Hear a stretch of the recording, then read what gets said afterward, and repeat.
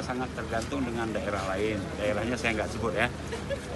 Sehingga menyebabkan ekonomi biaya tinggi karena membutuhkan ongkos transport yang begitu mahal. Nah, saya mengucapkan selamat kepada Pak Bupati, kepada rakyat Aceh Jaya, kepada semua pihak, termasuk CSI yang sudah berani melakukan inovasi, membuka pintu ekspor pertama dari Aceh, khususnya dari Aceh Jaya. Dan sebagai pemerintah, saya tentu punya kewajiban juga meningkatkan kapasitas infrastruktur dermaga, membuat ombaknya tidak lagi mengganggu kapal yang sandar sehingga bisa merusak dermaga dengan membuat breakwater mungkin atau treatment yang lain. Dan kita ke depan melakukan tupoksi tugas kita masing-masing.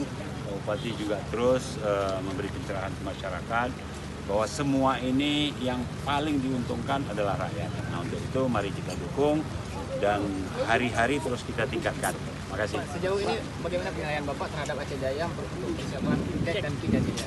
Tadi kita sudah turunkan tim. Tim itu tidak ada unsur politis, tidak ada unsur primordial, tidak ada unsur apa-apa. Tim itu bekerja secara meritokrasi.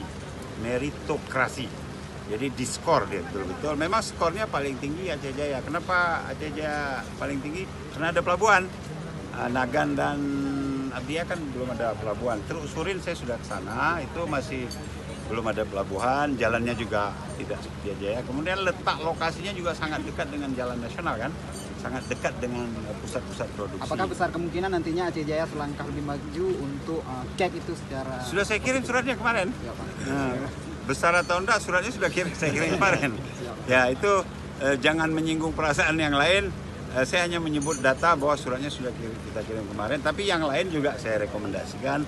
Cuman mungkin Jakarta kan punya alat ukur yang sama dengan kita. Kalau alat ukurnya sama ya pasti Aceh Jaya lebih unggul karena sudah ada pelabuhan. Tapi kita tidak melupakan yang lain. Mungkin yang lain bisa jadi KEK pariwisata atau KIP, kawasan industri terpadu.